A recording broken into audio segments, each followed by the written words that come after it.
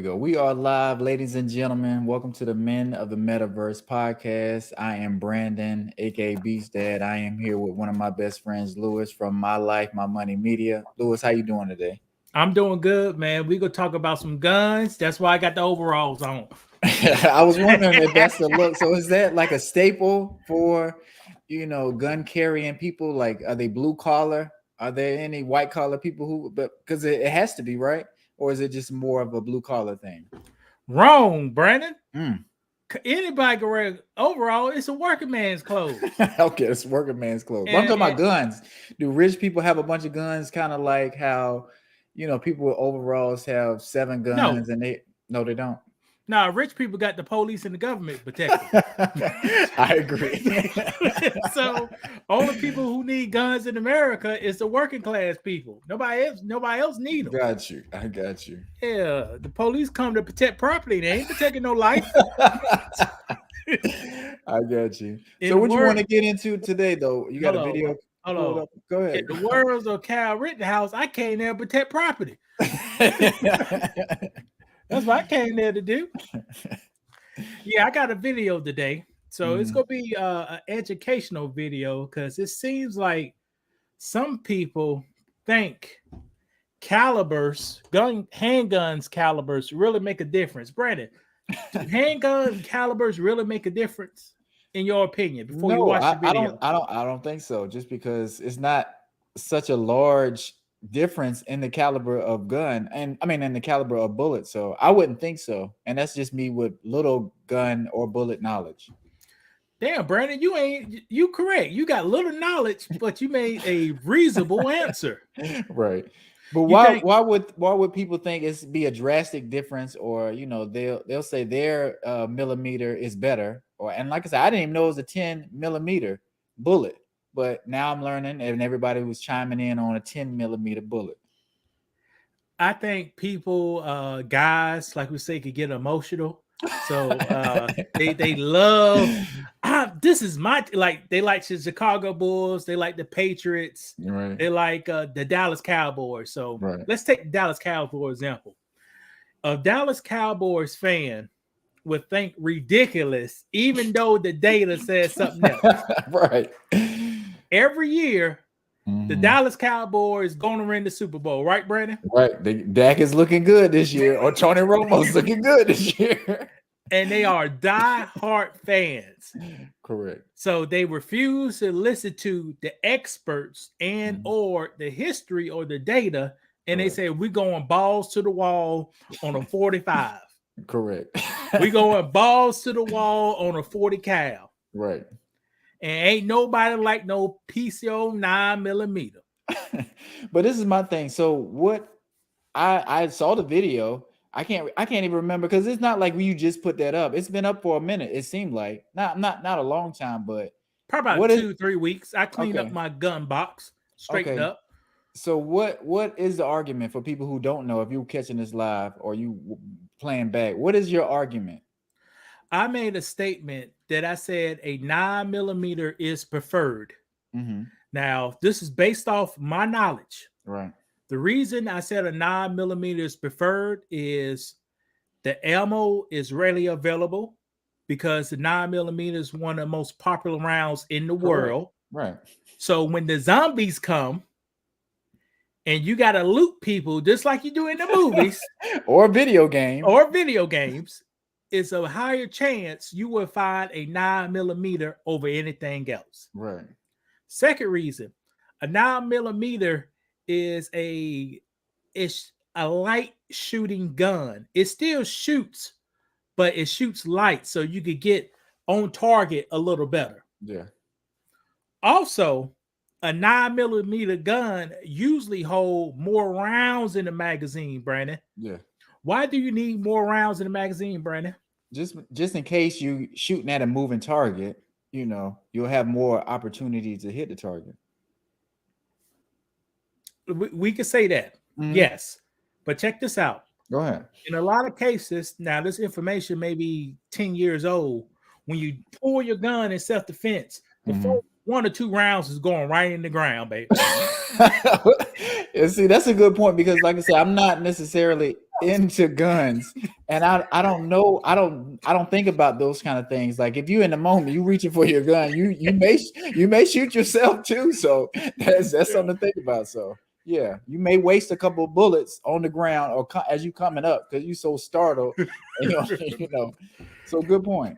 Correct. So that's why those some of the reasons. And I know with a handgun bullet, it's about placement. So if you could shoot a gun more accurate, it's a better chance you could hit a vital organ. Right.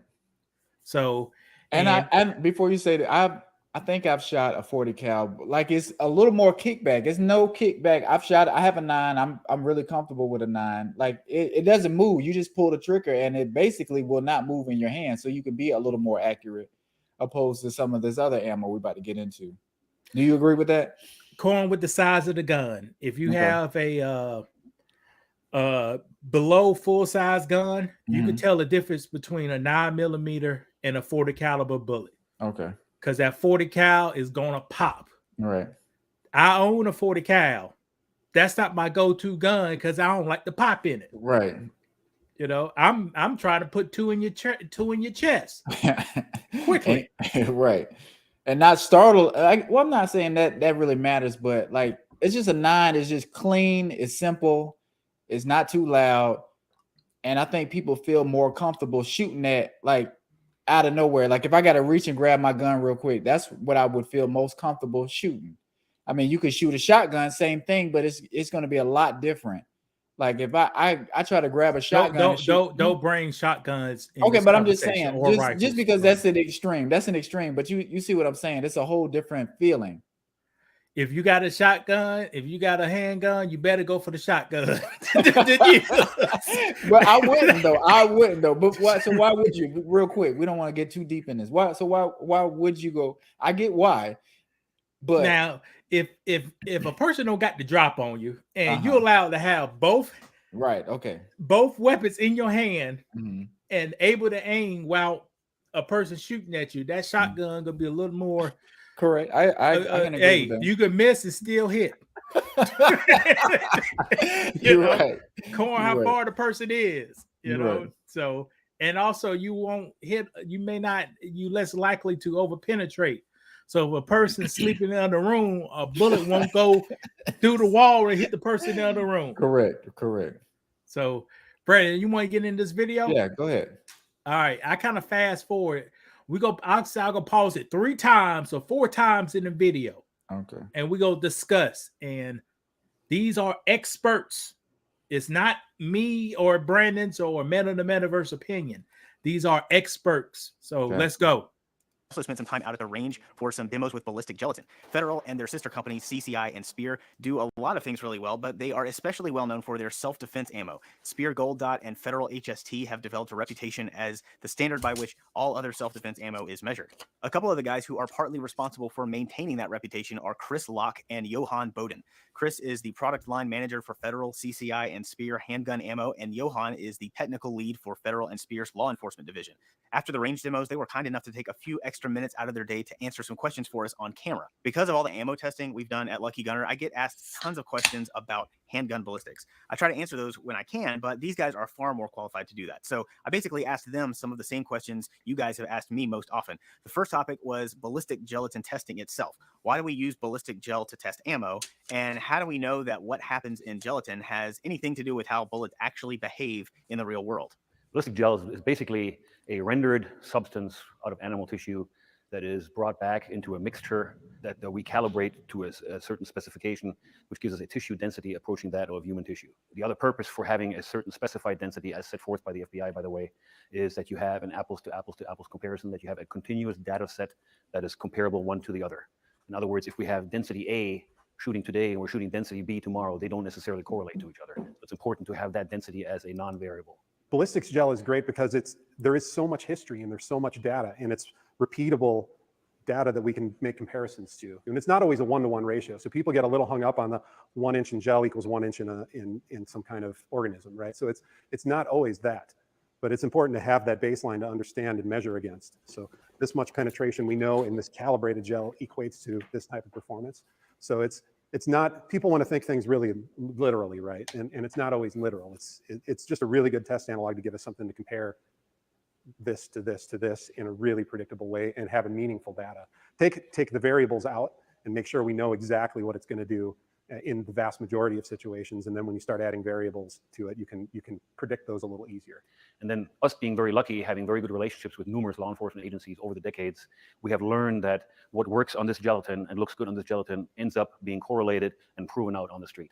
We have countless adjudicated cases that have been shared with us where the results were favorable on the side of law enforcement, providing a credit to our ammunition. So we have a connection. What works on the gelatin here ends up working on the street there.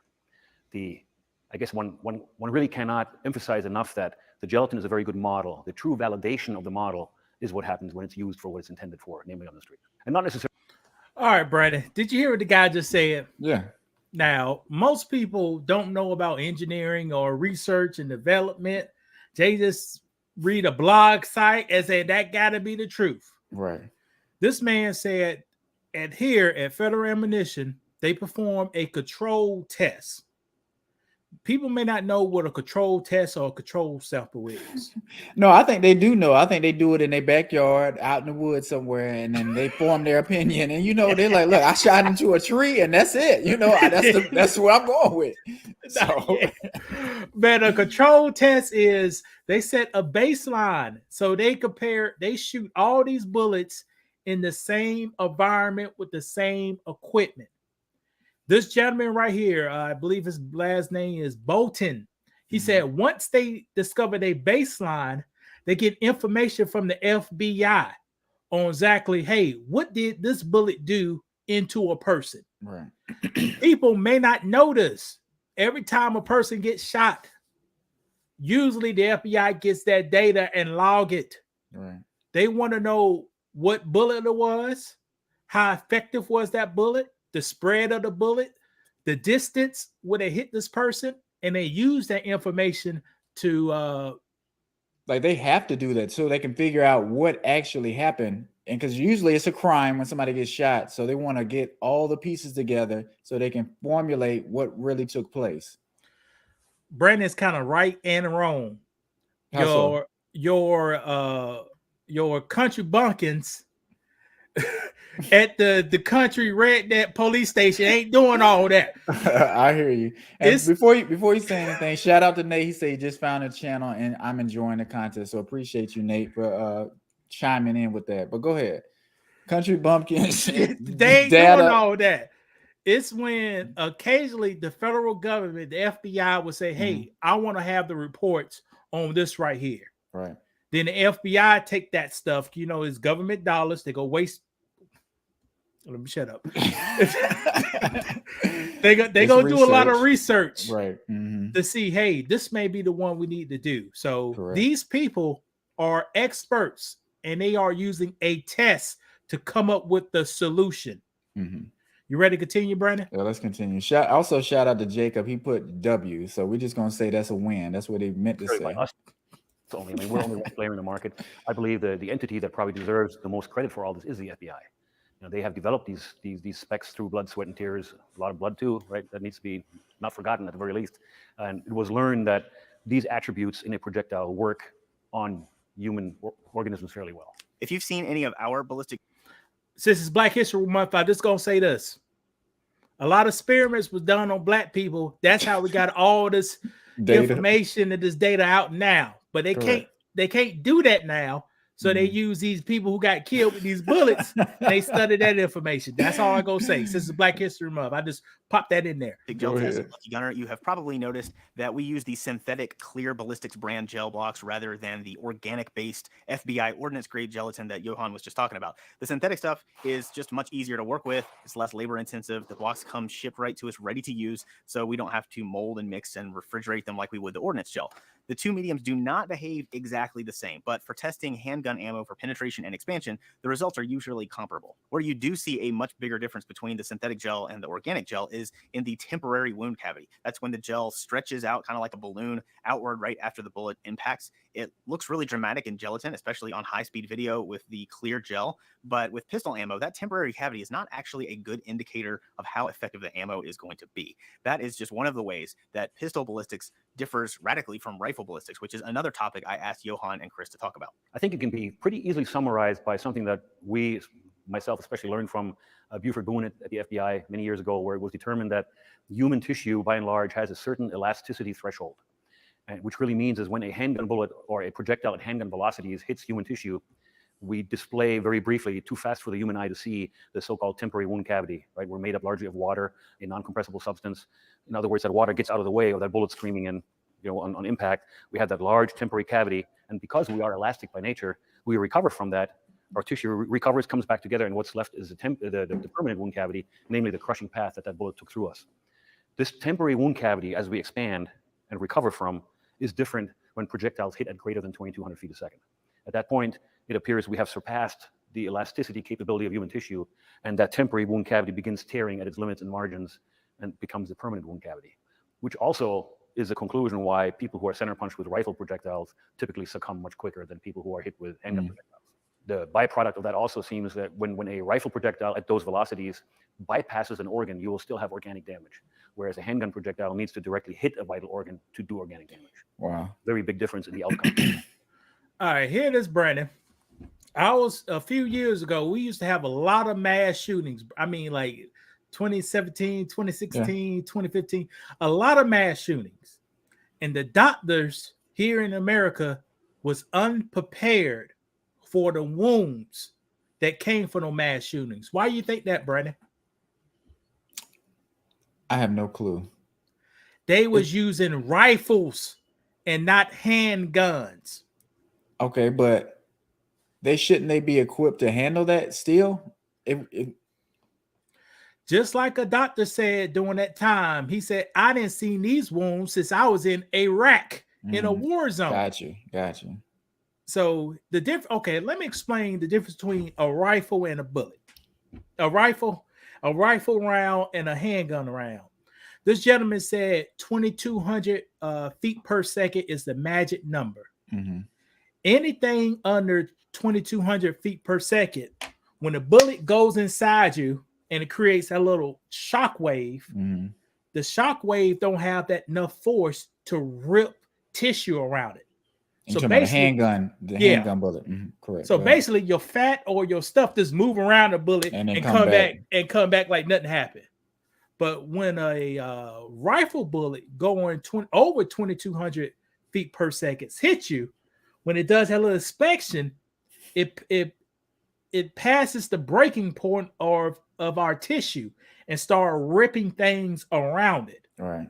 For example, you could get shot in your hand with a handgun bullet. You just got a hole through your hand. You get shot with a rifle, your hand may explode off. Right. Your hand may explode off. For example, here's another thing. You may get shot in your arm with a handgun. You got a hole through your arm. Right. You get shot with a rifle, the whole thing just exploded on your ass. Right. A side note, because I was telling you I was gonna have a story about guns. So today I showed my daughter a 9mm bullet, and I also, because I have a AR-15, so I showed a 223 round. The difference. She was like, "Wow, something like this hits you, at a fast rate, like it can make you explode." And that's what she said. And I was like, "You know what? You're right." And that's the difference. And if you get hit with one of those, it could blow your arm off almost. It depends on what part it is. And I mean, it really could. It make your bone explode. Like it could break it off. Like it's just got that much force coming, especially depending on how close you are. So. And that 9mm bullet is at least 2 times bigger than his 223, Brandon. Mm-hmm. So it's not the size necessarily. Right. It's how fast that thing is going. And I don't know a lot of history as far as the 223. Like, was it always like rifle ammunition always designed that way to be long and so it could travel like that when it's coming out the barrel? You get what I'm saying? For the most part, yes. It has a lot of powder behind the bullet. Okay. So that powder rifles are usually made for kind of like at distance. Right, correct. And accurate at a distance. So, but we're not yes. gonna get into that too much. I just was asking just as a little question, but maybe we'll do something later as far as history, because people are into this kind of stuff for sure. People do not want to learn about history. I have a book on my desk right here. It's talking about guns from the 15 to 1800s. People don't want to know anything about that. Why not? I think it's fascinating just to see how things have changed. Like I say, we have cell phones now. This is gonna be old, in a little bit. And I think people in the future be like, well, dang, they can only do such and such at the time. You don't think so? That's not how people operate. Who want to know about wheel locks, flint Me. locks? I want, because we've seen, what's the movie? Matchlocks. Who want to learn about that? What's the movie with Denzel Glory? Remember those rifles they had? Because you couldn't just pow pow. You had to pow, and you dump you had to tear the gunpowder open, dump it in the thing, and do all that. Yeah, so that's what that is. So I don't even know what that is. So you see what I'm saying? See, and when you go back in history, he gonna say this at the end. When you go back in history, it was the gun was never focused on the size of the bullet. The gun was always focused on reliability is number one. The second is how accurate they could shoot. Okay, right. You want to talk about a little history? But look, somebody just chimed in. I want to learn about history, because that's important, because if you don't know where you from, you're not gonna know where you're going in a way. So history is very important. Let's talk about a matchlock. Let's talk about a matchlock. This is one of the first guns that came out. Hold on, let me hold on for a second, buddy. Okay. But yeah, glad you guys are paying attention. And like I say, I'm not the biggest gun person. I have a couple guns, but I do want to know more about them. Times are crazy, people are crazy, so you just want to be more informed about firearms and what you do and the best approach just to keep you and your family safe. This is a rifle. If this was a matchlock, a person in the 1500s, 1400s will hold the gun up like this. This would be a lighter, a rag with a light on it. Gun like this. Right. I see that. Right. And then 5 minutes later, hold on, let me do it again. Right, exactly. Right. Who want to learn about that stuff, Brady? I think it's fascinating because people were actually at war doing this now. You was in a battle for your life on the battlefield doing this. You gotta wait. You see somebody right there, you gotta get your stuff ready. You gotta, See, here's the thing. It's already popped. Your bullet is already in there. It's already charged. During the time, day and night, you had to keep this thing lit. Because they didn't have no matches back then. They didn't have no lighter. Right. But see, that's fascinating. Right. That's fascinating. So while you sleeping? Oh, let's go. Grab your light. Hold on.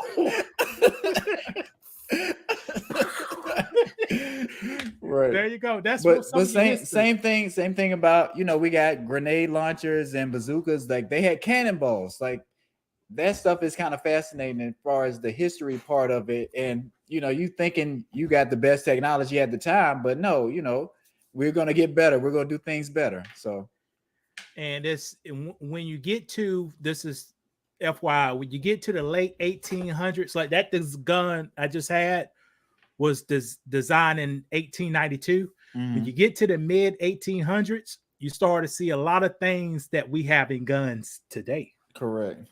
And Juan Lucas says now he has an understanding of a matchlock rifle. Like I said, I didn't know what that was. The name, but see, don't that make sense? This is a match, right? Hello, right. And the motherfucker is, excuse me, and the guy is moving. You try to hit him, right? That's why the dumb people they should have had black people fighting. Because you see all these videos, they had the white people lined up in a row. Not me. Guerrilla warfare started in the Civil War in America with the rebels. Said, I ain't lined up in this. I ain't lined up in this line. Right. I'm gonna be like this. Right. And marching forward. They want you to stand in line and march forward in formation. Yeah. And that's the only way you can hit them right there. But yeah, see, people don't want to know about that stuff. They but do, let's but go. people do. People do. Go ahead. See, and like I said before, the main concerns back then is still the same concerns now. Correct. And he gonna say this at the end of it. So as the cliche goes, pistols are pistols and rifles are rifles. You can't really push a bullet out of a pistol fast enough to make it act like a rifle bullet. So that means penetration and expansion are the best metrics we have for evaluating handgun ammo. When I've brought this up in the past, the question I've always been asked is that if two handgun bullets have similar performance in gelatin, but one bullet has a lot more muzzle energy than the other one, what happens to that excess energy? If it's not translated into penetration and expansion, where does it go? Shouldn't it somehow cause the bullet to do more damage to the tissue? It seems to be obliterated or washed away by the elastic capacity of our tissue.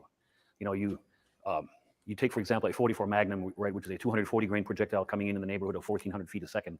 Is that significantly more than, say, a 180 grain projectile at 950 feet a second, your typical 40 cal? Yes, it's a big difference, but it does not seem to translate out into a corresponding amount of damage in a human organism. And I believe that is because we expand, we recover from that. It falls within that elasticity threshold. You take, for example, that 44 Magnum. Does it make a bigger, more significant wound than, say, a 40 cal or a 9mm? Yes, it does, but really not enough to matter to change the outcome of a critical event in those next few seconds that are crucial. However, at the same time, you launch that little bitty 55 grain pill coming out of an AR-15 at 2.5 times the speed of sound, and it hits, and you see that radical planar tearing where you have tissue damage 5-6 inches away from the path of the bullet. That's what creates that rapid hemorrhage, the blood pressure drop, the shock setting in, tissue disruption, hopefully in the right location, cardiopulmonary collapse, and Bing sees lights go out. Right? And that really seems to be concurrent with the 2,200 feet a second that was discovered by the FBI. We want bullets, hunting bullets, personal defense bullets. We have a set of parameters of things that we're trying to achieve with it, right? There's requirements that we have that this is what the bullet needs to do to be effective. And that's mainly, especially personal defense, it's penetration expansion. How big can we get the bullet to be? How deep can we get it to go? How much tissue can we crush? It's important to understand that energy, velocity and energy, they're interesting aspects to consider because they help you achieve that end goal of penetration expansion, but they don't necessarily correlate to terminal performance. So a really hot 10mm, for example, isn't necessarily going to achieve something that another 10mm doesn't. So what we want to do is get to that perfect 14 to 16 inches of penetration and get the projectile as big as we can, because that is the maximum we're going to be able to achieve with a handgun round. So you take it and push it another 100 feet per second faster, you're not going to see more wounding potentially. And if you would, we would do it. But what you'll start to see is maybe over penetrations. Maybe the upset expands in a way where you actually get more shallow penetrations because you're growing it fast, trying to push it too quick. So you see changes in the performance. So we don't get hung up on energy, velocity. We get hung up on penetration, expansion, the things that really are meaningful to terminal performance. We focus on that first, and then the other things just kind of happen. Before we wrapped up the interview, I asked Johan and Chris each if they could pick just one or two things that they wished more shooters understood about ballistics and handgun ammo. What would they be? I don't think they did this on purpose, but it's interesting that they had similar answers. The idea that you need velocity, you have to push it fast to get a bullet to do a certain thing. We really have known that that wasn't the case since the 80s. We can make, with this modern technology, a bullet do just about anything we want it to do. So it's really find a bullet that works really well and don't get hung up on lots of numbers and other stuff and muzzle energy and all that. Hold on, Lewis, pause it real quick. Make a bullet do Because he said an interesting thing. Yeah. He said we can get bullets to do almost anything we want them to do. Correct. You agree with that? Because there was a movie that came out years ago. I think. Lord. It was called Wanted, right? So they would be spinning the gun and make the bullets spin like that. So is that possible? Can you make a bullet spin and do all that stuff? Because that's the first thing I thought about when he said that. Now, Brandon's going off topic a little bit, so I'm about to make this statement. Brandon, you like Skittles, don't you? I'm not gonna say yes or no to that. But go ahead. Okay, yes, you understand what a rainbow is, right? Yes, I do. Most people don't know this. A bullet behaves, once it shoots, it behaves like a rainbow. Mm-hmm. So a rainbow, when it goes up and it goes down, right? So when you shoot a bullet, count a bullet, at one point it's gonna be higher than where you shot it at. Can't you believe that, Brandon? Yes. And then it's gonna fall. Right. So if I take that and turn it sideways, it may be a chance. I don't know. It So, but I don't think so. Just because it goes up and comes down because of gravity and it's losing momentum, or not necessarily momentum, but it's just losing the force that it has. So it's gonna go down with the gravity. So if you turn it sideways, it's still gonna do the same thing. But they did a movie about it, and it make you wonder, is that possible? And he says we can make bullets do that. So I was just gonna jump in and say that real quick. now, Brent, okay, let me clarify what this guy said. He said we can make bullets, handgun bullets, to expand and penetrate any way they want to. Okay. And he said a handgun bullet is the expanding part that's really has the older thing going for it, because the wave it creates in your body don't hurt nothing else. It's just the expanding part. It's the crushing motion going through your body. That's the only thing that matters. Brandon gonna make that comment, but I hope you learned something about the rainbow. Oh no, I am for real. Yeah, and that's, like I say, it's kind of good because it's some stuff that's just common sense for you. A lot of people don't know this kind of stuff, and you kind of think in this fantasy world, because they make these movies like The Matrix, and you see how bullets are coming, and we know we can't dodge bullets, but can you slow bullets down? Can you make them faster with the same type of gun? Just some of these questions, which made me think about what he was saying. So I just was gonna throw that out there. Now, one thing you gotta remember about a bullet, people may not know this. I may be wrong saying this. Let's say my favorite round is a 9mm, 115 grams. Mm-hmm. The grams is the size of the bullet. Okay. So and you got a 9mm, 147 grams. Which one is bigger, Brandon? The one with the most grams. I mean, they're the same size, but one weighs more. Correct. It's the casing is the same size, but the one bullet weighs more. Right. So since one bullet weighs more than likely you'll have a less charge in it. Okay. So it'd be less powder in it. So it'll run a little slower. Right. Gotcha. But the one that weighs less takes up less space, so you have more powder in it, and it'll run faster. Gotcha. So that's a little tip people may not know. No. Like I said, I've never even thought about that. So it's good to have these kind of conversations, especially live. So go ahead. I'll put you on the spot, like. And all our lives and shorts are live. That stuff is not research. That's just knowledge out the noggin. All right. So if I misspoke, instead of saying 1989, I said 1990. Please excuse me, right. Bitches. Don't get hung up on calibers, right? If you shoot a 45 better than you shoot a 9, carry a 45. Okay, we're about there's to a kind of bullet that works really well, and don't get hung up on lots of numbers and other stuff and muzzle energy and all the other things. We can make a bullet do what it needs to do without depending on that stuff. And then don't get hung up on calibers, right? If you shoot a 45 better than you shoot a 9, carry a 45, right? There is no incremental gain you get moving up to a higher caliber that is going to overshadow your ability to shoot the smaller caliber better.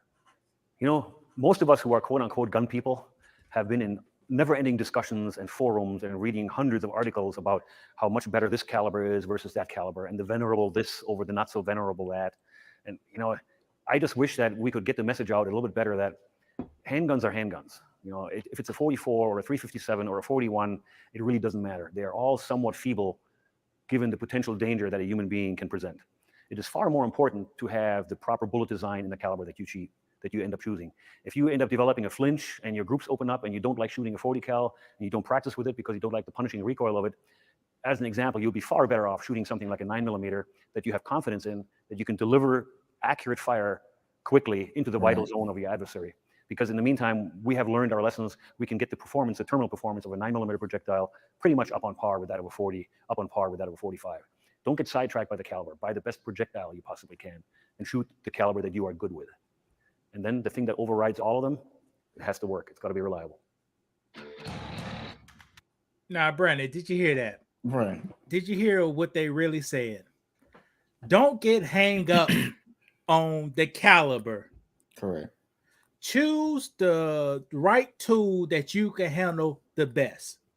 But that goes back to what you said earlier about this being kind of like selecting a team. It's like, no, I want to go with my team, and my team's the best. People might see I have a Dolphins hat on. They might think that's my team. No, that's just a hat I got on.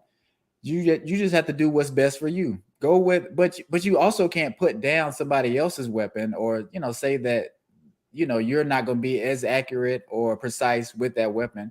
That person may feel like they are. You are correct.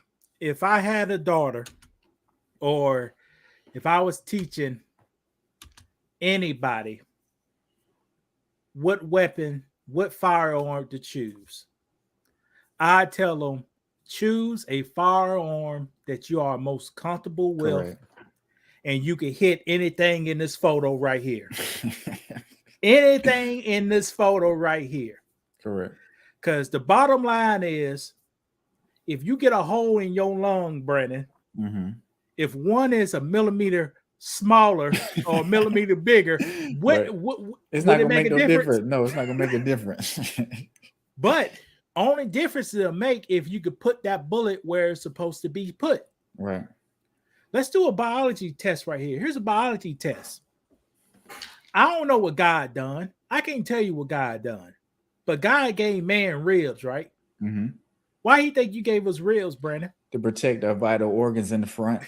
There you go. So if you could put a bullet right in the rib cage, I don't care what bullet you got.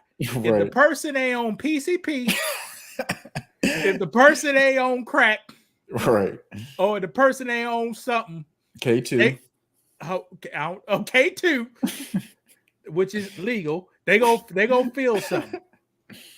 Correct. So the goal is to put something right in this picture right here. And you know what? My mom had a 380, which was a smaller gun. It was a bodyguard. I think it's a Smith & Wesson bodyguard. Nice. She liked to shoot it. I shot it a couple of times. My hand is kind of larger, and it kind of pinch your hand sometimes when you're shooting it. Where at? Kind of like where you grabbing it. Like if you're grabbing it wrong, too close to the top or whatever, like it's because it's a small gun, it can kind of pinch a little bit. And it just feels a little awkward. But then we got her a shield, a Smith & Wesson 9mm shield.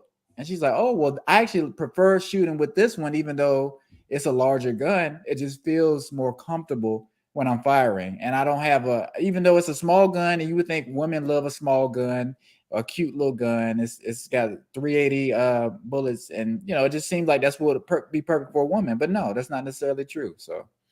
Now, Brandon made an insurance port, and I could put it down into reality. Everybody's seen the show 1,000-pound life, right? Right, correct. The big fat people. What is easier to move? A person weigh 100 pounds, or a person weigh 500 pounds on the couch? Who is easier? That's easier to move. Yes, that's easier to move. So when you shoot a gun, a small gun is easier to move. So when you shoot, pow, the recoil, you can feel it because it's no weight there. So if you have a heavier gun, a full size one, when you shoot it, it's less. Gotcha. And if any women or any guys who want to get their woman, or any woman who's listening now, I may be a little biased. Gotcha. If you practice shooting with a woman, I won't.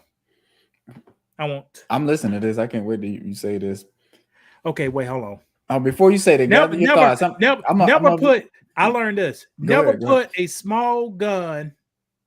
No, put a small gun in a woman's hand and get her to shoot that, because it's gonna be harsh and she may not like it.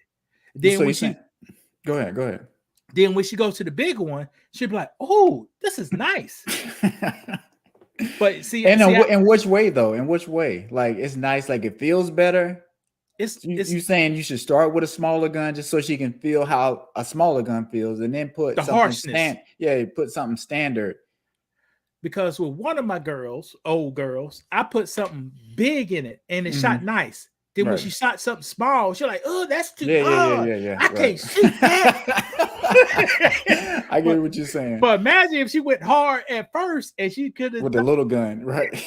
Gonna be like this. Correct. I see what you're saying. And they say he like to use a 9mm. It has less recoil, and I'm more accurate with it. And that's, like I said, that's how I feel. I'm more accurate with a 9. I'm more comfortable with it. It feels second nature. Like I can just move. I can do what I want to do and hit the target easily. Now, Brandon, when I was 23, my eyes still work. I can not this one. I can take one of my 9mm guns. Somebody can hold a card up in their hands. I'll knock the bitch off. Now I can't do it no more because my eyes failed. So when's the last time you went to a gun range? Last month. Okay, because like I said, I was talking to my daughter today. I said, you know what? It's a gun range down the street. The owners actually come to our restaurant, and he tells me to, come down with bring my wife so they can shoot, because they got ladies' night on Thursday, and ladies shoot free. So we kind of went down there. I was kind of showing her around and looking. I was saying, you hear that sound? That's them shooting in the back. How do you feel about that? Do you think it's too loud? I was like, they're gonna put headphones on you when we go back there, if we go back there. And we ended up not going back there. But I just want her to be more comfortable in that environment and understand that guns aren't necessarily bad. And that's kind of why I named the topic, our live stream, what I did. It's not that guns are dangerous. It's people who are untrained, not responsible, or doing stuff they're not supposed to be doing. And that's why people get hurt, and that's why people get killed. So I just wanted to say that real quick. Go ahead. Now, people may not like what I'm about to say, Brandon. What? A lot of people got short tempers. Correct. You've seen in Colorado at the movies, a man threw popcorn on another man. Is that what happened with that story? Is that what it was? Popcorn came out. Next thing you know, the gun came out.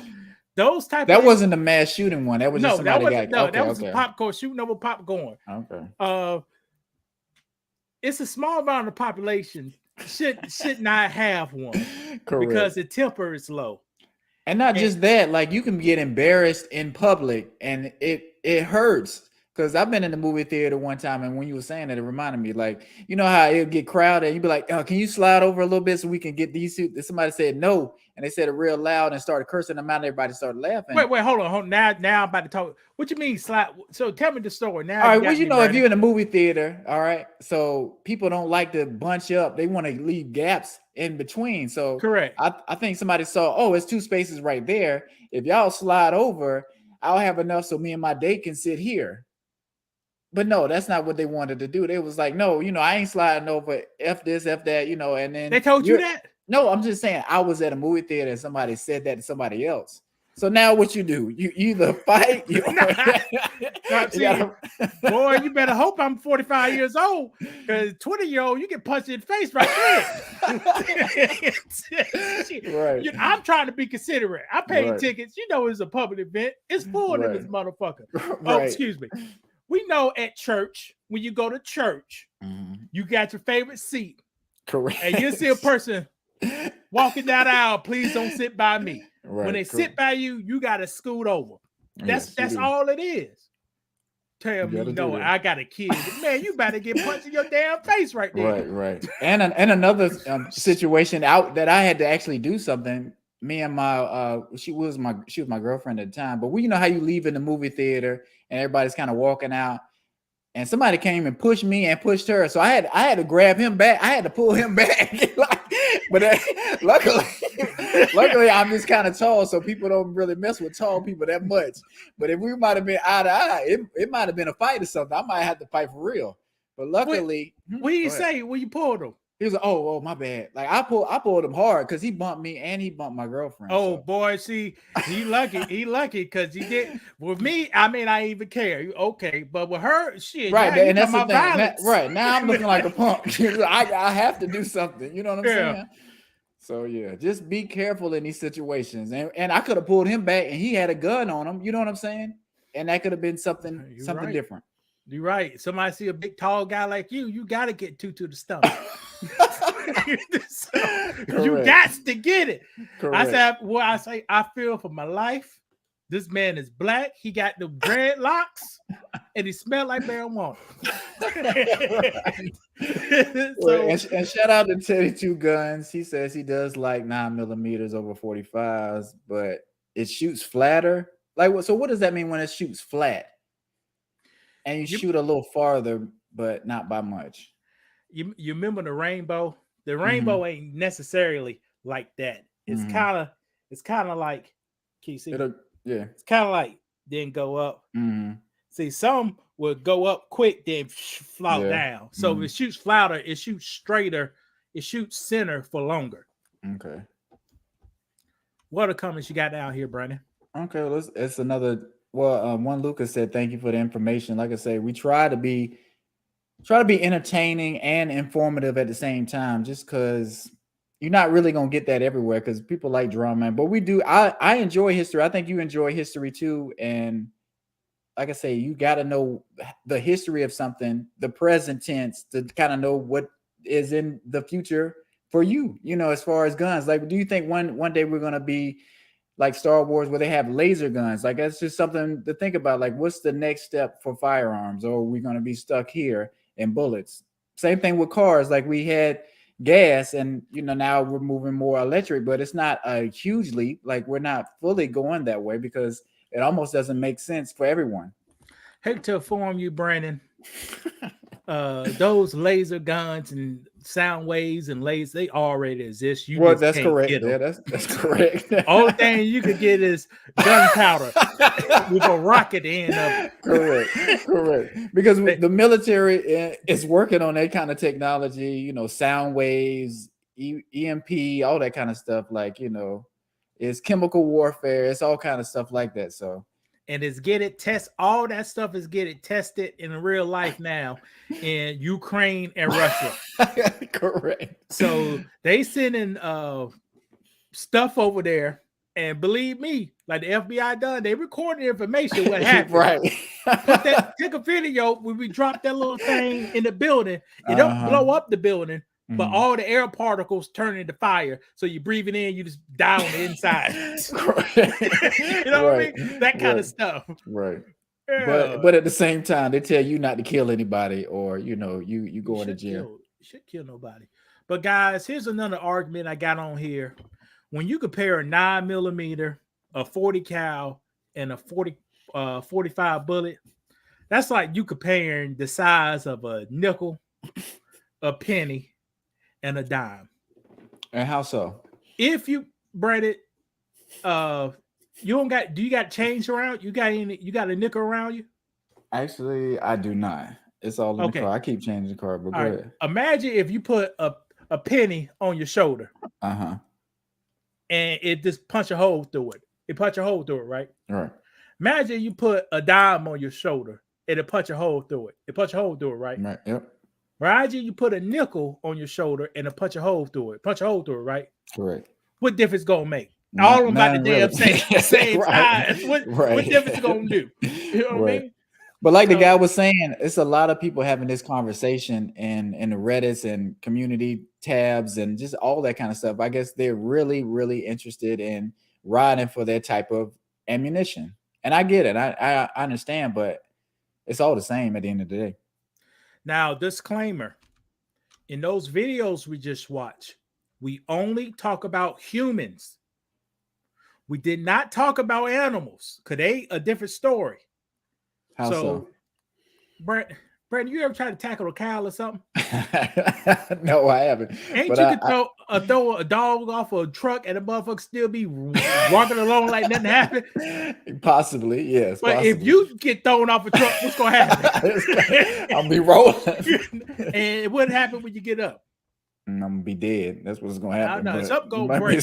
Yeah, correct. Animals are a little tougher than humans. Like in ways, I get what you're saying. Yeah. Like you could take a bear. A bear has a thick layer of fur, right? Mm-hmm. Then it got some fat.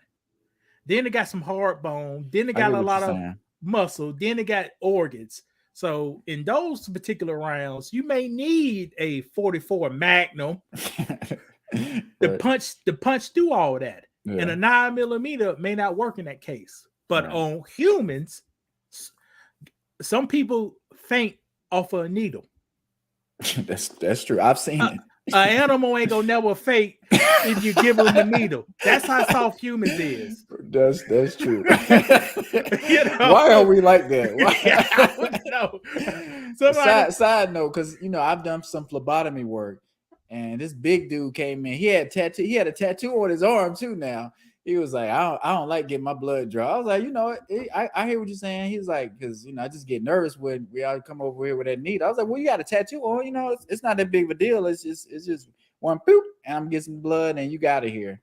He was like, all right. He started sweating and wiping his arm. I was getting at his arm. Next thing you know, he was gone. He fell out. I didn't even get to draw his blood. So what you're saying is true. Like humans, we kind of deal with different things differently. Like animals don't care. Animals don't care about what clothes they got on or what this squirrel said to them. We just deal with things differently. We're very emotional. I won't say emotional, but we're emotional. We ain't tough. We ain't like no horse, man. We ain't tough. We're not tough. Like I said, we get in our emotions. We want to hurt. We want to, because people have been commenting and just saying all kind of stuff that don't even make any sense, just out of emotion. Would you agree with that? I would agree. Watch this. A 22 could kill a deer, ain't it, Brandon? Yeah. Yes. Okay. A 22 could kill a man. Yeah. You shoot a 22 in a man, he may walk to the end of the mailbox and fall out. Right. Okay. You shoot a 22 with a deer, that motherfucker going a mile down the road. Right. Right. Not only that, you can hit out, because I've done it. I've hit a deer with my truck and not all the way with the force, probably about 20 miles an hour, and the deer will still gallop away. If I hit a person, that person going straight to the ground immediately. Ain't no ifs, ands, or buts about it. But we're just set up differently. So guys, at the end of the day, don't get caught up over no calibers. Don't get caught up over no get something you can shoot real good and hit the person in the chest. All right, and hit them 2 times in the chest. That's all you got to do. Hit them 2 times in the chest. And Teddy Two Guns said, I gave all my change to my downstairs neighbor for weed. Was it $21? I got to it. Why you got to read that, Brandon? Because if people are going to start joining our live and joining in the conversation, we definitely going to read your comment, especially with something like that. $21 in quarters. Work is slow. It's my off season. Got you. Thank you so much for that, Teddy Two Guns. We really appreciate it. Well, what you was going to say? Guns, I wanted to inform you, young man. Weed is still illegal on the federal system. Oh, that's why you didn't want to read. Well, so maybe he means weeds, like the weeds that you grow in your backyard. Yes, Roundup. So don't say that on this man's internet. It's still illegal. And we talking about guns. When you could buy weed and guns, they could turn that to a felony. Correct. They go turn and a speeding ticket. Weed, guns, but you know what? And a speeding ticket, you get the felony. I know because I almost forgot another comment I saw. You know how people say a smaller caliber, like a 22, it'll enter you and it could possibly bounce around inside your body. I said that. Oh, you did say that. So is that something that happens a lot? Is it something that because it's so small, it's possible? There, in cases that happen, and it's some people who comment on that video said they ain't never happened. And how you gonna tell me I was right there with the man telling me the damn story? Right. But let's just figure out how guns work. When you shoot a handgun bullet at a hard surface, Brandon, what happens? At a hard surface, it's gonna ricochet. There you go. So why won't a bullet, a 22, bust through your ribs, right, and lose all its force in the ribs, and hit the back of your ribs? What you think gonna do? This? Stop. That's a good point. You think it's gonna stop? That's a good point. I don't have enough energy to bust through the back of the rib, so I'm gonna bounce off. Right. So there you go, people. Right. Common sense, right? But if you think about it, you know you're not gonna think it's gonna do that. You just don't think a bullet's gonna go through or it's gonna hit your ribs and just stop and just stay right there. But no, that's not how it works. So, like I had training this week, Brandon. Okay. Terrorist training. This is what they said. A live active shooter do not lay on the ground. Why they say that, Brandon? Why? Because that's because if a person shoot and the bullet bounce off the floor, it's gonna ricochet, hit you in your damn face, and you're gonna die from a ricochet. You know? They said, and how do they get this information? I can't talk too much with it. They said get low, Oh, but if it's a gun, don't lay on the ground. so what do they say do? You crouch. Just crouch. You get real low. Okay, I got you. Because like I said at the beginning, if a person pulled a gun, 2 shots going right in the ground, and them bullets go ricochet. Correct. I was shooting a BB about 4 or 5 years ago, straight ahead at a barn on the side of a barn. I shot the BB. The bitch came back and hit me right there. What's the odds of that happening, Brandon? They're slim to none, but it could happen. That guy that hit my glasses could bust my glasses out. The bullet hit me right there in my face. Oh, Jesus. And I was wondering, have you had a lot of experiences where something embarrassing happened or something like that where you kind of messed up? You were doing everything right, but how did I mess up, Brandon? But that's what I'm saying, because I it's shot still at the bar and the bullet came back and hit me in my face. Hit me right here. And I quit shooting at bars. But that's what I'm saying. Like now. Was that the only instance where something like that happened? Well, because you didn't do anything wrong. You were doing everything right. You were following proper gun protocol. And something still happened. You almost died that day. You know, it took my eye out. And Brandon, what's the odds? You know, when you shoot like this, and right. I'm shooting like this, and the bullet hit me right here. And the bullet hit me right there. You know, what's the odds of that happening? It happens sometimes. Just like if you playing baseball with your daughter, you throw her a pitch, and she hit the ball straight at you, and it hit you, and the same thing can happen. So. Correct. That don't happen that often. But it don't happen. It can happen, right? It's just one of them things that can happen. Embarrassing moment. This I learned this. Guys, do not be soft at the gun range.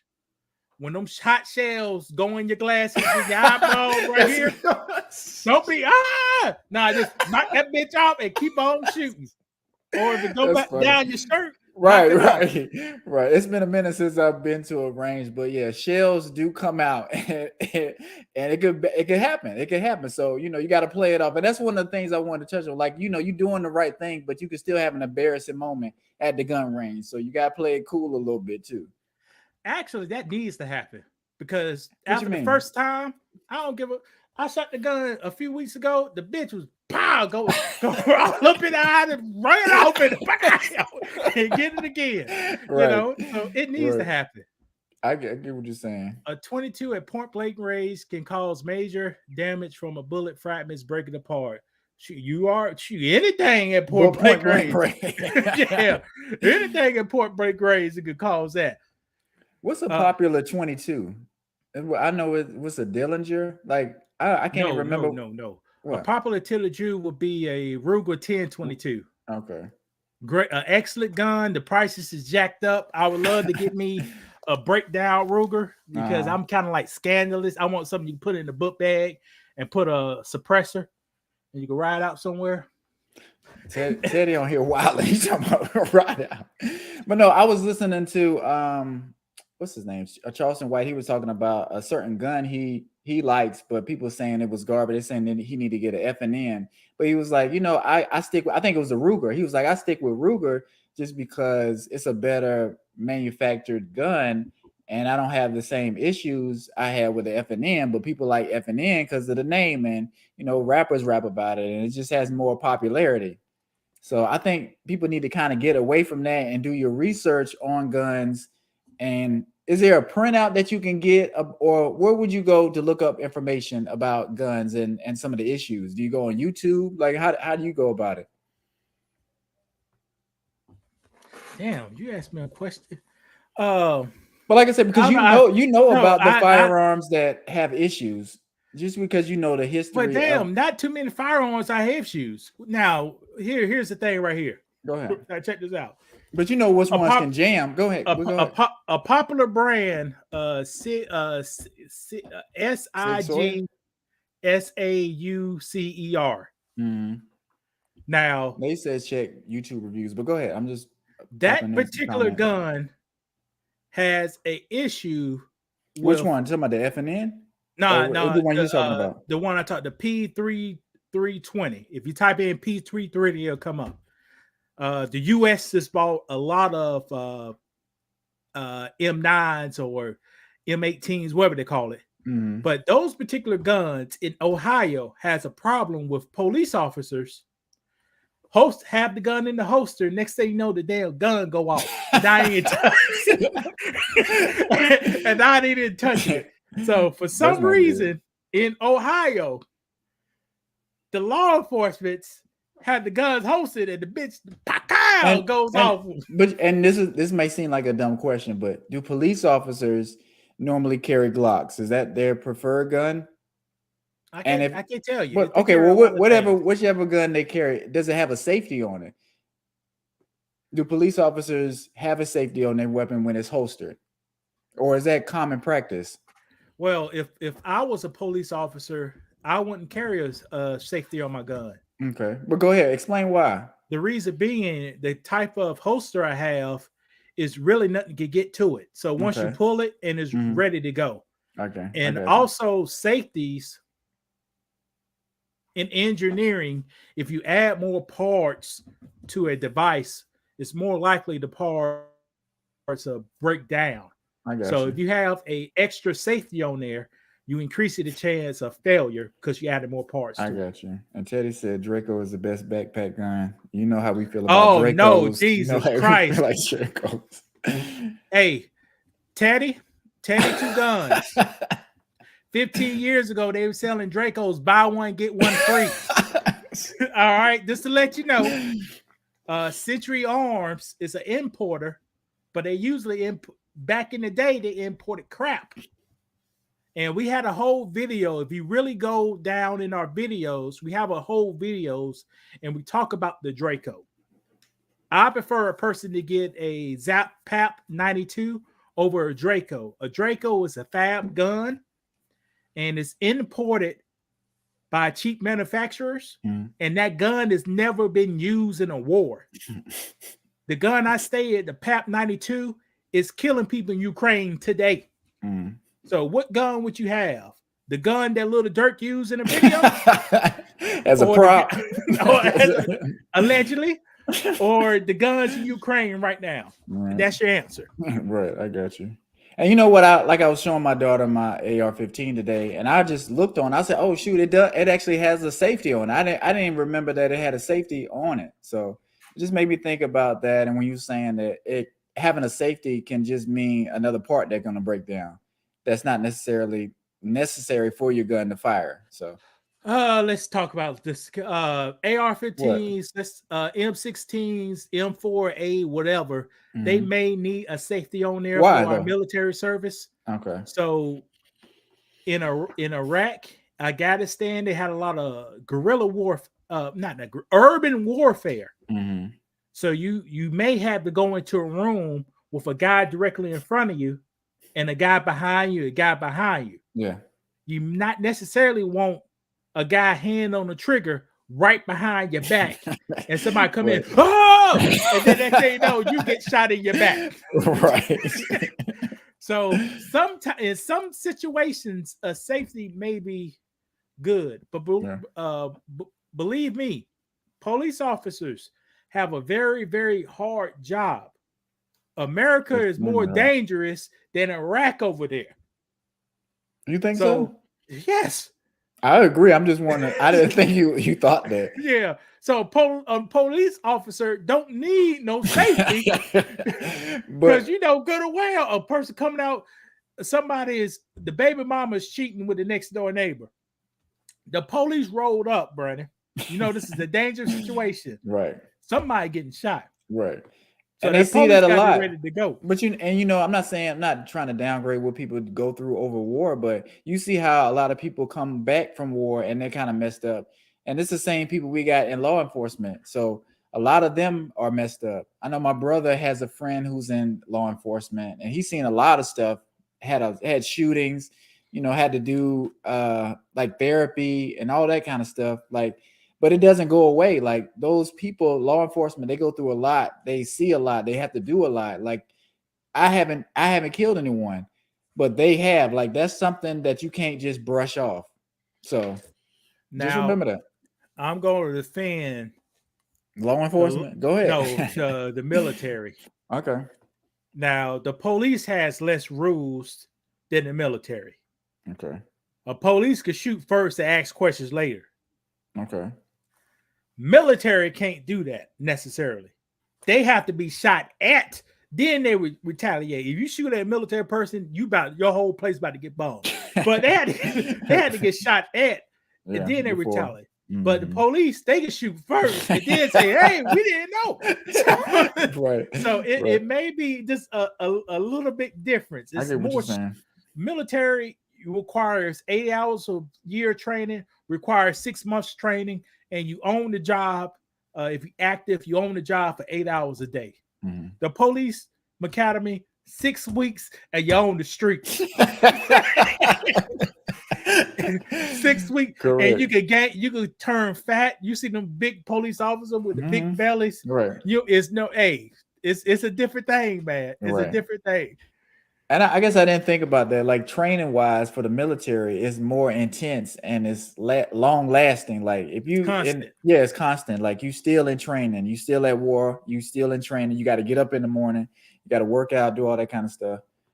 It's just interesting. I guess they don't continue it after you become a police officer, because I'm not saying you have to be fit as a police officer, but we've seen some big police officers. They're not all of them aren't the same size, and all of them can't run you down. So some of them, if you have your back turned, they might shoot you straight in the back when you run because they're trying to chase you or just tase you. So that's an interesting point. Well, like Booster said, just tase me. Now, Brandon, I was thinking about getting a Galaxy S3 Ultra. I didn't. I think we talked about that. No, we talked about the new Samsung phone. So why haven't you? Or well, first of all, I got this computer. I can't put two things. That's what I'm gonna say. Are you cheap? Are you a cheap person? How you gonna say, Brandon? I'm asking you. Coveralls cost. This is designer coveralls right here, man.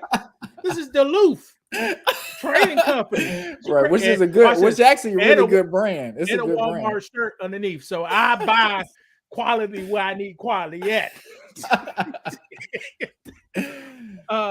But this is an expensive phone, is what I'm saying. So so what because you're just not that type of person. Do you need a lot of technology in your phone? Do you? I'm just asking. I'm not okay. Well, okay, go ahead. Well, yes, I can see you. Okay. Well, is this overkill? Because this has a lot of technology. You know what? Well, I went to Best Buy about 2 weeks ago, and when I purchased this computer I'm using now, finance. I looked at my phone. I looked at this phone. I said, "Damn, they about the same. Flicking it, clicking it, flick it." I said, "Man, this thing away. I ain't paying no $1,300." So, because which one do you have now? Which one do you have now? You got a Note? I have a Note 10 that came out in 2019. I got you. But Brandon, these companies do an excellent job at branding. Okay.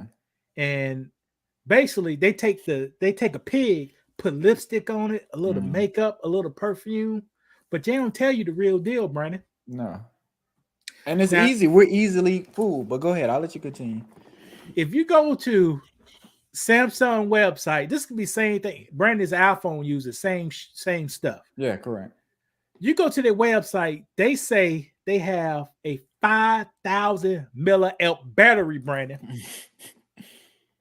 Ain't that a big battery? Yeah. But if you go to the owner's manual and on the phone, they said to save your battery, only use 85%. So let's put this option so you can't charge it 100%. You can't really use the maximum capability of your phone. Correct. You only can use up to 85%. And then when you look down in the text, they say it's not good to run lithium batteries past 20% usage. Because it'll kill the battery, I guess, long term. Is that why? Okay. So when you put 2 and 2 together, basically you got 4,000 milliamps. Why they ain't advertising 4,000 milliamps? Why they only doing 5,000? Well, because they're in competition with Apple for one, and you want to make it seem, you want to maximize what it can possibly do, even though you're not going to be able to run that anyway. per their recommendations. Yeah, per their recommendation. Right. You can run it, but they say your battery ain't gonna last long. And sometimes this program's not even gonna let you use the full capability of, you know, the phone or whatever, you know. Computer too. Same with your computer. Brandon is right. When they run these tests, they take these phones and they overclock them. Mm-hmm. So they slightly overclock, so they can heat up, they can run real fast, but you really can't use a phone like that in real life. Yeah. So they underclock them, Mm-hmm. so it won't kind of destroy itself. Right. Also, this phone says it got 122 hertz screen, Brandon. Ain't that nice? Yes, it is. But they don't tell you running the screen in this mode will lose 20% more battery. Right. So now, if you use this phone as advertiser, now you got a 3200 milliamp battery. Right. So you went for 5,000, but you want to use your phone to the full capability. Now you're at 3,200. And do you really need to use the full capability of your phone? Yes. Okay. I And do. and you know, not trying to pick on Samsung or anything like that, because I used Samsung for the longest, especially when they went through what they went through with the phone exploding. I'm not sure if it exploded on somebody, but don't you, after you have something like that happen, you be like, let's dial it down a little bit, because we don't need anything like that happening again to wreck our company. It ain't gonna wreck Brandon. A Kia, Hyundai, same country, Right. are sell cars for 7 years with bad motors, Brandon. Okay. That's I one own part. one. Mm-hmm. Eric owned one. You ever had?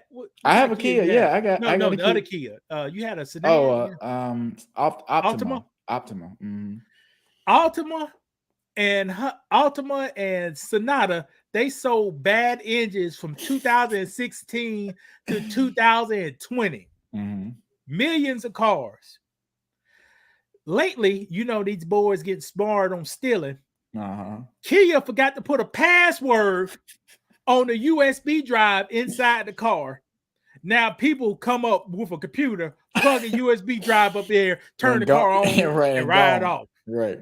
I was just talking to my mom about it, because, you know, I have a Telluride. My mom has one. So she was like, well, baby, do they have an update out for it? Yeah. I was like, I think they said they was working on it. I don't know if it's an update yet, but, you know, just remember, it's a flaw in the technology where somebody can plug it in and go. They bust your window, plug it in and go. It's not like they got to sit there for 30 minutes and hack your car. They just plug it in, run a program, and go. They gone. They ain't busting no windows, Brandon. Oh, they're not even busting the window? People listening, you keep your cars unlocked. They opening up the damn door. They just coming in there. They open up the door, take your wallet. If you in South Carolina, they taking your gun under the seat. They don't have to bust no windows, Brandon. Right. You bust a window and an alarm go off. Who want to right. do that? You seen this on TV. But do alarms go off? Do you hear alarms going off? I don't necessarily hear alarms going off anymore. So I just assume that alarms, because you know, we've had alarms back in the day. We had cheap alarms on our car that we got hooked up in Norton's. Better than alarms on right, that's what I'm saying. Right. You do that to the car, the bitch gonna warn you. Right, that's what I'm saying. Like, it seemed like the standard car alarms, like I could hit the car and it's not gonna go off. So maybe there's a way, because, you know, some cars have them side mirrors or small mirrors. They know how to bust those out and kind of get into the car and override some of the technology. But I just thought about that. Go ahead. Brandon, with kids today, they don't like to work. Do you see them busting out the window to get something in it? Do I see them, or are they doing it? Do you think they're doing it? I think so, yeah, they're doing it. Now they'll bust out that window and get your laptop in the back seat, but they ain't bust out that window to take your car. No, they're not doing that. They'll bust out the window to looking if they see something in your car. And like I said, a lot of that kind of stuff goes on in Atlanta, but not necessarily trying to steal your car. Well, but it is a lot of people stealing them Hellcats and you know, them Dodge vehicles. I've seen a lot of videos about that, just because those parts, I guess, and the cars themselves, it's just worth a lot of money on those black markets. Like, people want those cars, so they stealing them, and they know how to steal them. A Hellcat motor is worth $15,000 to $20,000. So Is it's it- two. So yeah, so two things that, and they go get the wiring too. So it's two things they go do with that car. They go strip it, Mhm. or they go drive that car to Baltimore, New And York, put it on one of them chips. Charleston, Miami, and it's going overseas. Right. They just going overseas. You know, last time I was in the Bahamas, they was the Honda Accords from Mhm. America was hot. So if you got your hands, I mean, wreck anything. If you got your hands on a Honda Accord, Mhm. you was set. And you know, ain't no American people talk about you stole my car and your car somewhere else. Correct. So And I they'll think go those overseas. Hondas at one time, it was really easy to hijack them, and we get a screwdriver and jam it into the ignition. Like people take it, I'm not gonna say that people, but criminals know how to get around different things. I guess different infrastructures meant to block certain things. So there's a lot of smart criminals, and if the demand for something is high, they're gonna find out how to get it. You're right. In December, $2,088 was stole, fraud from me. All my Bitcoin out.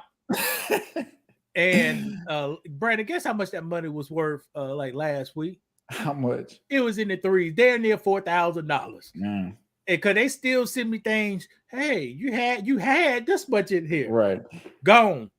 And you know Easily. what? That made me think about something. I probably like a year or two ago, I had Cash App. I was using that, and Cash App had a way you can buy Bitcoin, right?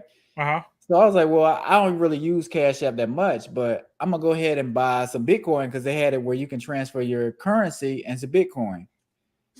So I went on the app recently. I don't even see no Bitcoin on there or not my money. So I'm like, what happened with that? Because they used to send me text messages saying your Bitcoin either going up or going down, and that kind of stopped, and I kind of forgot about it. But now I don't see no Bitcoin on there. It's just $16 Cash App. So I don't know where my Bitcoin is. All right, here's a tip for guys. Digital currency is a good thing. You could get rich quick. You could move money what people may not know about, but at the same time, it's unregulated. Mm-hmm. So you can have people come in to try to take your stuff. So if you use like a third party Cash App, Bitcoin, make sure you set your stuff to the highest security settings they got. Damn near you got to lock your own stuff out. Right. But because if you don't do that, you could buy email addresses and passwords on the internet for pennies on the dollar. And they go run programs. I'm getting fish. They running programs to send all these emails out. Say, hey, please log on to your Corebase account. Blah blah blah blah blah. Right. And they may send 1,000 out, and 2 people got Corebase. Oh, they sent me an email. Log on. All your stuff is took. It's gone. And that makes me think about what is going on in the restaurant. So recently, we use DoorDash. We had a system. So somebody called. They were saying we're from DoorDash. We want to call and talk to the owner because your tablet might be out of date or it might need to be upgraded. So I'm like, oh, okay, really? I'm like, well, all right, it's working fine. Like I don't see what's the problem. And that person had a heavy Indian accent. And I could barely understand what he was saying. So it made me kind of skeptical. So I was like, well, he started asking questions about the restaurant and stuff like that. I'm like, well, I don't really feel comfortable because you just calling me out the blue saying you from DoorDash. Can I get some more information? And then as soon as I said that, he said, I'm gonna forward you to somebody else. So I was like, well, I just hung up. And so they called back and one of the cashiers got the phone. And they were being rude to the cashier, just saying, let me talk to the owner. So I got on the phone. I was like, hey, how you doing? And he was like, I'm about to transfer you to my other superior or whatever. I was like, no, let me ask you a question. I'm just trying to figure out whether you're really from DoorDash. He just kept cutting me off being rude. I was like, can I ask you a question? He said, he just kept telling me he's going to transfer me. So people do scam and they're actively doing that. And it's like nothing you can do about it, but not answer your phone or just put protection on your stuff. So That's a big problem that's going on, and it makes you feel like your stuff is vulnerable, and it really is. And you should think about that, and think about your passwords, and think about how you can add more protection to it. Because if somebody hack your bank account and or somebody called about your bank account and transfer money, it's going to be harder for you to get it back. You get what I'm saying? Like, that's serious. Like, and it's going to take time, and it could set you back when it didn't necessarily have to. That is correct. A good thing to know is most of these companies won't call you unless you call them. Right. So if DoorDash called Brandon, that should be red flag number one. Right. Especially if there's nothing going on really, and they just like, oh, well, because they don't reach out directly to the store. Like, they'll email or call somebody's personal number that's on file. And just remember, I may sound a little crazy here, so don't judge me. A lot of these call places are overseas, right? Yes, they are. Mm. Don't be surprised that the room next door they set up scammers at the room next door. So don't be surprised. Right. Because I've actually we use Toast. That's like an ordering system. I've used Toast. I've contacted DoorDash directly, and it sounds like the same people. Honestly, it really does, because a lot of those companies are outsourced, but they'll handle it more professional. So you gotta look for certain things like this. Professional voices, like you can hear a bunch of stuff in the background. Sometimes I've called American Express and I can hear stuff in the background too, but you just got to look and kind of go with your gut feeling. Like, I don't feel comfortable about this. I can just hang up and I'll call the company directly if I feel like it's an issue that I need to handle. See, I bet DoorDash is probably not even regulated, ain't it, Brandon? When you say regulated, what do you mean? Like, watch this. Coinbase. Mm-hmm. I read the user agreement. They said they ain't reliable for nothing. Mm-hmm. They could use third-party services, and if your information get compromised doing third-party services, they ain't reliable for nothing. Mm-hmm. Right. So they don't owe anything happen. They don't owe you nothing.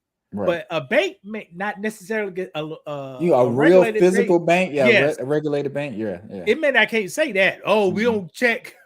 But sometimes, because somebody broke into my car years ago and they stole some checks, because I had some checks in my car and wrote a bunch of checks. Why you got checks in your car? This is years ago. I don't even remember what it was, but I ended up having checks in my car because I guess this is when we were moving to Charlotte. You know how you just have a bunch of stuff. I knew it was in Charlotte too. Yeah. So you had some roughnecks.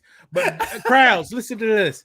I went to Brandon's apartment in Charlotte. You went to that apartment? I turned the street. I thought I was in Baltimore for 1 second. I said, "Oh shit!"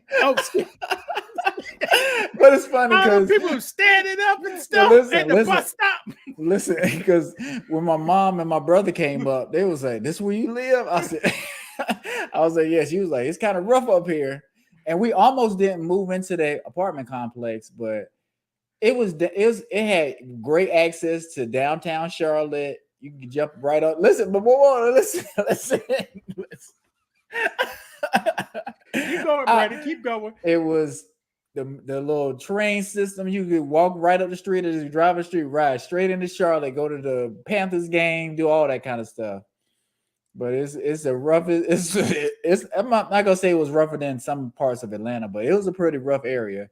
Like somebody that we knew, they lived there, and one of their neighbors got raped in the apartment complex.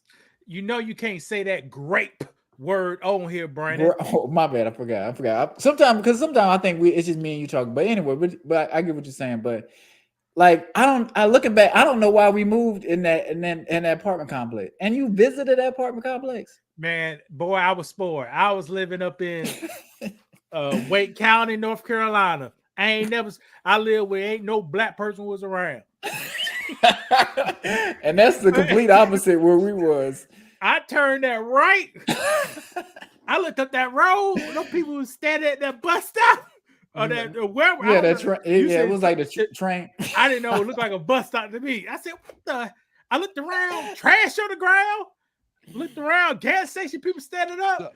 I said, "Oh, Jesus." That is just by talking to them now. I said, "I love smoking though." Somebody come up. I was holding that.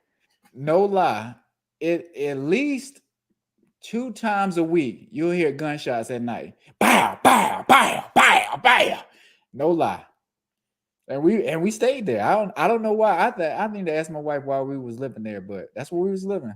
You didn't have y'all wasn't having a baby. Yes, yet. we had a baby there. I was Okay, yeah, truck new. driving. I was on the road with my wife there. This 2016. And I remember, I remember your wife was like, "Yeah, Brandon making that money." Boy, Brandon was making that money. But hey, Brandon was a truck driver. Excuse me, wrong. Can I say your business? Yeah, go ahead. See, young people don't know how to get it. Brandon was sharing a twin bed with another strange man.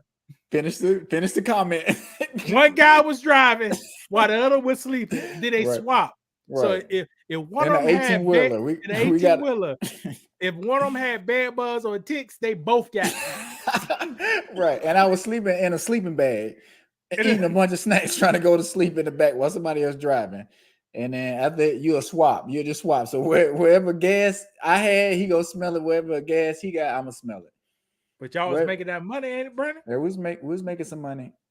And I don't want to go into some of that stuff because, like I said, we've got experiences and it's a lot of ways to make money, but a lot of people don't want to do the research. Oh Lord, Teddy Wild, and I ain't about to put that. You put that. I know about Alaska. Cause here's the thing, people. Close your ears. Alaska get all that welfare money. Mm-hmm. So once you give people some free money, oh, believe me, they drinking and smoking it up. I tell you that. I think I saw a YouTube video about Alaska. They were saying how it's getting dangerous over there because they got some gangs, that kind of stuff going on. But Eskimos, the Eskimos, that's what did it. And President Biden said he gonna give them $50,000 a piece to move due to climate warming.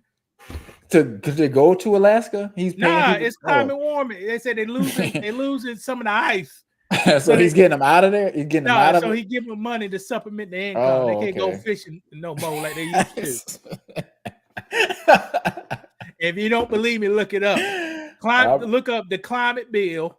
Alaska Eskimos getting the money in Alaska due to climate change. And how much money is they getting money? I can't tell you, but I can tell you this. On Thursday, it was damn near 80 degrees. On Saturday, it was snowing. Right. and they ain't no lie. Right. Oh, I know. And I can tell like everywhere is a little different because one day it was about 30 degrees and the next day it was 80 degrees. So, if you don't think something's wrong with the planet, just look at the temperatures in the weeks. Like it shouldn't be that drastic. I think it was snowing in California recently. Like, the weather is really off, but we'll get into the destruction of the planet in another live stream. Brandon, you want to get into a little sports? I think you'll like it. Yeah, go ahead. I want to see, tell me if you can hear this. I think I cared when you was playing. Yeah. Hear it? You're seeing yeah. more and more. We have different attributes: smart, tough, fast, discipline with character. Yep. We're looking at now quarterbacks are different. Yeah. We want mother, father, dual parent. Mm-hmm. We want that kid to be 3, 5 and up because he got to be smart. Mm-hmm. Not bad decisions off the field at all, because he has to be a leader of men. It's so many different attributes and what we look for when we see a quarterback. And you would love a coach's son. Somewhere that the coaches coached him, and I'm not going down my road. I see you smiling because I know who your quarterback is. He's right talking now. about my son. I didn't just build a template for my son, but that's what really we look for in quarterbacks. Different positions are different. Like O-lineman, I look for dual parent homes, right? A strong father that they adhered to, right? Smart kid, at least 3.3 and above. You're also describing Hurts. Yeah, tough. Well. Physical. Offensive lineman. Defensive lineman is totally opposite. What do you mean? Single mama. Trying to get it. He's on free lunch. I'm talking about just trying to make it. He trying to rescue mama. Like mama. I'd be like, hold up now. Why that white man laughing so hard at the back now? It's the truth, right? It's the truth. It's the truth. But hold up. Is that you look for in different positions, and we have that stuff just chronicle. We know what we want, and we go get it. Deion Sanders here on the Rich Eisen Show. There you go, Brandon. Deion Sanders said, for quarterback and the offensive line. Mm-hmm. Let me see, Kyle. Hold on. Let me see, Kyle. put it up. Deion Sanders said for quarterback and the offensive line, he don't want no person from a single family household. He's looking for a person in a man and wife household with a strong father. The I think reason he didn't. I don't even think he said he didn't want, but he said he is looking for, though. He did say he is looking for. That's what he's looking for. Well, Brandon, will you get something? Will you hire something you ain't looking for? You could, depending on. Brandon. I'm just saying he didn't completely exit out though. But go ahead. Go ahead. I'm gonna let you go. He said because when those individuals come up here, they used to a man yelling at them or discipline them, right? And they used to a structure. And he said, he said for the defense line, you see these guys right here? Mm-hmm. He's looking for a single family household to fill those positions because they are dogs. They just want to get out there and get it. This caused some controversy with some people. Why do you think that's, Brandon? Well, because you can't attack single black women, number one, or you can't just attack mothers in general just because people don't like to hear the truth. And this is just a coach looking for somebody to lead his team. He wants somebody that comes from a structured family. And there's nothing wrong with that. Does that mean he's going to have the best quarterback? Not necessarily, but his guidelines are his guidelines, and he can do whatever he wants to do. If he thinks it works, great. He may have data that says otherwise. So that's why he's going with the data. Brandon, you see the guys in this picture? I do. There's 4 guys in here. All of them are on the same page, leading each other, helping each other, communicating on each other. Don't you see that? Yeah. You see this guy right here with the hands up? He's probably reporting that linebacker that's creeping up on the other side you can't see.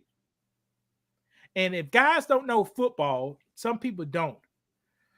These guys are designed to do several things: to move the opposite side to the left, to move the opposite side to the right, to move some people to the left, to the right to create a hole, or to build a pocket for the quarterback.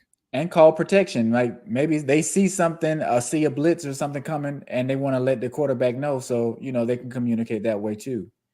Correct. Or they have the running back block or something like that. Correct. And here's another thing. I may be wrong about this.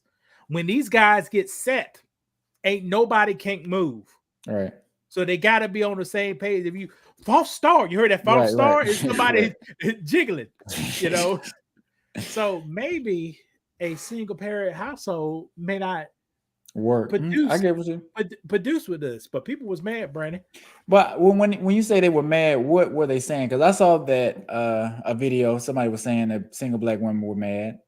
But what were they saying? Like you shouldn't judge a person coming out of school because he doesn't have a father in his life. He's not going to be on the same level as somebody with a 2-parent household. People are mad at facts and truths that go against their narrative. Just like the video we did this earlier today, when handgun calibers don't make a difference in reality, that went against the 45 lovers, that went against the 40 cal lovers, that went against the 9mm lovers. And when people have something that they feel real strongly about, they're going to fight back. Well, not necessarily. Like, I'm the type of person, if I have my beliefs and you have different beliefs, I'm not going to be mad at you and try to push my beliefs on you. You have your beliefs, I have my beliefs. Let's talk about it and we can meet in the middle, right? We don't have to be in our feelings about it, do we? Teddy, before you go, we talk about sports, but that's is way more than that. If you just listen, right? We do appreciate you stopping by. But listen to this now. Tell me this story, Brandon. Go ahead. Jesus went to the front of the church, came there and said, "Hey, man, we need to love our neighbors." Do this and do this. He was speaking the truth. The people in the audience got mad because they went against his feelings and put hands on him. Okay. Sometimes if you go, people just put hands on him, Brandon. They can't understand. Right. But that's emotional, right? Or not being able to control your emotions. Like a lot of stuff happens, but you still have to be able to not get riled up. And I think this, I'm not saying Deion did this on purpose, but they push it out here so people can get riled up about it. And that's a part of social media. That's a part of this whole thing. Like they want you to attack Deion because he left the school. Why get wound up and he just speaking through how he feels. He's seen works. Watch this. Right. When I used to interview people for a job, I made sure to look outside to see how did they get there. Right. Did somebody drop them off, or did they drive there? Right. What's the difference between, Brandon? Dependability. Between a drop off and I rolled up there myself. Dependability, because you may not always have a ride up to work. Something could happen. But if you have your own car, at least we know you're in control of driving that car up there. It might be in the shop, it might break down here and there, but you're still more reliable than the drop off person. In my eyes. And there you go. I couldn't say that. You will never hear me say that on the job if I was in that position. But I looked, right? Because I know if you get dropped off 3 weeks or 6 weeks, between 3 to 6 weeks later, you will have issues to getting to work. Right. But do you think if Deion was a white coach, do you think people would have a problem with what he said? Do you think he would be attacked by white people or white single mothers? Why you got to bring race? But I'm just saying because it's a very important thing, because I think sometimes we're sensitive to things that we shouldn't be sensitive to. And I'm not talking about just black women, but I think we look too deep in stuff. Like he's not necessarily attacking single black mothers. And I that's what I saw that was put out. Like Deion is saying, oh, single black women, this and that. Like you can have a son. Like LeBron comes from a single parent household. Is he still a great NBA player? Yes. Is Deion saying that if you don't have a structure that he's looking for, you're not going to be a great quarterback? No, that's not what he's saying. But this is the metrics that he's using. It's kind of funny. If he said single parents, why you and other people had to say he was talking about a black person? But that's what I'm saying, because that's how we see things. We see Deion as black. So he's talking about looking for black students, even though he may not even be looking for black students. He's in Colorado now. He may be looking for the best white quarterback. I think his son is a quarterback, so his son's going to be the quarterback for Colorado State. But I think he's just saying for the alignment that he's looking for, or the quarterback, he's going to be looking for that structure. And let me ask you this: did his son grow up with a mother? Were they a unit? I don't think Deion was married. I think he dated some people here and there, but I think he was married twice. I think, but that's what I'm saying. He may not even have the same structure that he's talking about, but he's going off what he wants. I think, I think he does, but he doesn't. Yeah, he does. I think he does because he got all his kids with him all the time. Right. I get what you're saying, but like he's saying like the family household that he's talking about, he don't necessarily have that, but he's a father in his kid's life. That's what I'm saying. We can't get mad when a person speak through their experience. All right. And he say, if I get these attributes in a person, I get a better outcome. And that's all he's looking for. Right. So and kind of what we said last week, like I looked at some of the results from white workers and I looked at some of the results from black workers. I mean, that's just what I came up with. And Black workers. Oh, okay, yeah. And I didn't say anything. I said, shit, you're probably right, because per Deion standards, the single household. Let me show you these guys. They dogs. They aggressive. Right. They like to fight. They don't want to take no orders. Right. They may not be what you want in a quarterback, and that's okay. And that's what he's trying to convey. But I think people are hung up on Deion because people used to love Deion. He went to, but not as much, because they feel like he left for HBCU. But that's part of what the media did. They put it out there where it's like he kind of left. He was supposed to do something and he left black people behind. But no, that's not what he did. He never said that's what he was going to do. He took the job. He said God told him to do this job.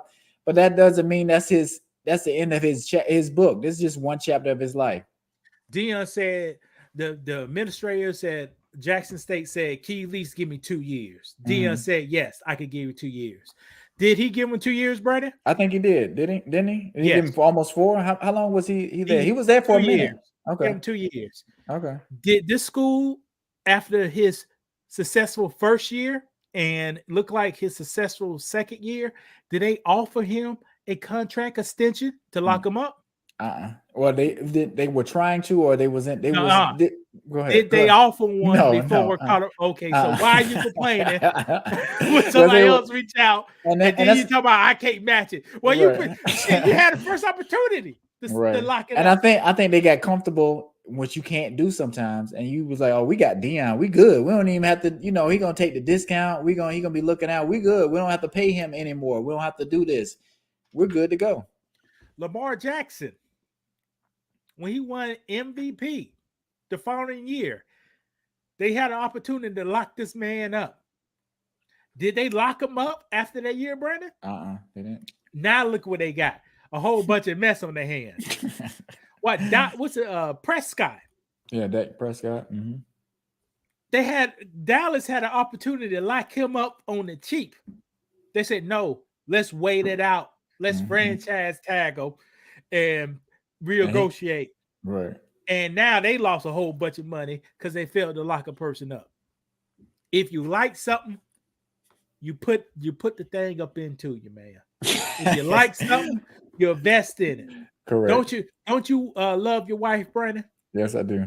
Don't you would do things, invest in your wife? Correct, I will, because that's investing in me too, and that's what the Ravens should have been doing. If you like Jackson, invest in him, because investing in him is investing in the future of your team.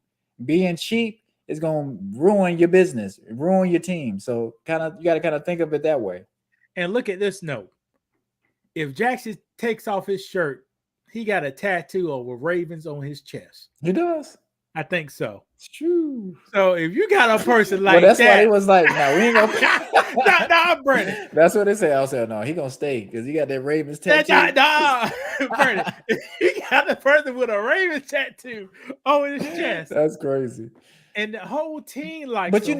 you know how businesses think. Like they were like, okay, well, he did that. He clearly wants to stay long term, because they look at stuff like that and they weigh how they should play it, because all this is a chess game. So they're gonna be trying to either put slander out to lower your value, or they're gonna play hardball when it's time to re-sign your contract. And they be like, you down for us, right? You got that Ravens tattoo, right? You wouldn't go nowhere else, would you? Brandon, who was the quarterback before this guy? Do you even know his name? They might have had Matt Hasselbeck or somebody like that. They had Joe Flacco, Brandon. Oh yeah, I forgot. Brandon, they had Joe Flacco. And let me ask you this: could Joe Flacco take off right out the pocket if no, the pressure is on him? Joe Flacco had one good year, and they made the same mistakes when they did with Joe Flacco. They didn't want to pay his money, and he messed around and won a Super Bowl on it. Now you're forced to pay me, right? And I think that's what a lot of teams want to do. They didn't want to pay Dak, but they wanted him to win a Super Bowl and then try to pay him or let him go after they get the Super Bowl. First of all, Dak can't win anything. All right, Dak is like, tell the Cowboys fans this, because we got some Cowboys fans. Most black people are Cowboys fans. Dak is like a Jake Malone, if you remember Jake Malone. Jake Malone from the Panthers. For the Panthers, if you ever watch him. Or he's like in college, Garcia for University of South Carolina. Jeff Garcia. Mm-hmm. He's 50% the best quarterback in the world and 50% the worst quarterback in the world. Right, you got flashes here and there, but when it's time to win, you're going to lose. So when you have a quarterback 50-50, you ain't going to win, man. Right, not to get too deep in Carolina, but they gave Jake Delhomme a Bojangles commercial, and he had a Bojangles contract. Like that says a lot. And I'm not sure if Cam Newton might have had the same kind of thing. I think he had an endorsement when he was in Carolina. But what other teams do you have for the Carolinas? Who else go get the Bojangles, Brandon? the baby. They gonna give it to Steve Smith, and he punching people. He fighting his own teammates. Right. Huh? They can give it, if it wasn't for Steve Smith, Jake Malone won't be 50-50. Right.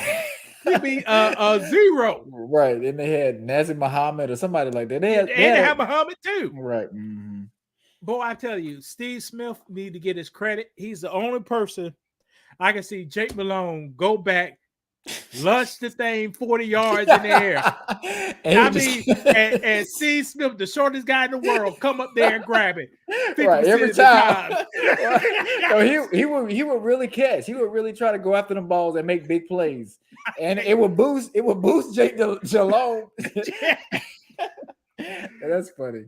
That's the only thing in my memory, Jake Malone. Only thing I remember is going back. And he just Hail Mary pass it. Right. Steve Smith will run it down. Got to fight against a safety and a quarterback and snag it. But he can't snag it. He can't snag it and run. He go snag it and get tackled. Right, immediately. Yeah. And Cam Newton used to try to do the same thing with Steve Smith, but they didn't really ever get on the same page where they could really be good. And I'm going to ask you, because we're on it, do you think Cam Newton was a good quarterback when he was playing for the Panthers? A great top 5. Well, for the Panthers or in the league, he was top 5 because he won an MVP. They got to the Super Bowl. They had a chance to win the Super Bowl, but they ended up losing. He was a really good quarterback, even though he wasn't a perfect quarterback. Now, see what Brandon talking about. See, he's a Packers fan. You may not know the hell he's talking about. Cam Newton's problem was his inaccurate throws. So just say if Cam was supposed to make a throw, had to make it. That's good one. It was 50-50. Now, if Steve Smith was over there, he's good enough to catch it, but anybody else he couldn't. Right. And that was the problem with Cam Newton. Cam Newton was the best thing to watch in football for 4 years. Right. Hold on 1 second, Lewis. Hold on. All right. Cam Newton was the best football to watch in 4 years. All the seasons that they didn't play good, they only lost by 3 points, 2 points, 1 point.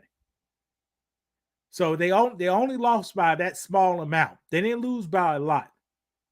And 2015, when all the everything flipped to their side, and they went 15-2. That's the reason. But all the years before, they wasn't getting blown out. They was only losing by 1, 2, or 3 points every single game.